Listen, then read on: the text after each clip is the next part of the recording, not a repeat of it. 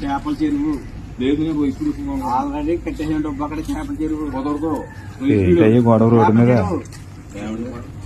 నేను ఇప్పుడేద్దాం. అది 3 నెలల పంట. నాలుగుడేమో అగుని చెప్తాను చేప చెరువు అన్నారు. అది 4 నెలలు. ఇది కరెక్ట్ చెప్పండి.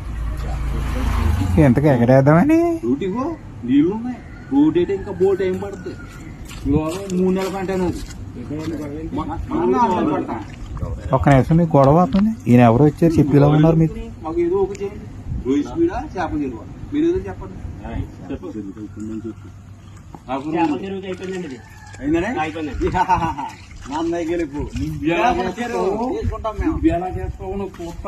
ఏమీ చూడలేదు. ప్రభుత్వం గమనించవలసింది ఏంటంటే రానున్న రోజులు ఇది చేపల చెరువు రొయ్యలకి ఉపయోగించేలా ఉన్నారు ప్రజలు. జరిగేది కూడా అది. తక్షణమే ప్రభుత్వం స్పందించి ఈ రోడ్డు వేస్తే ఈ సమస్య తీరుతుంది.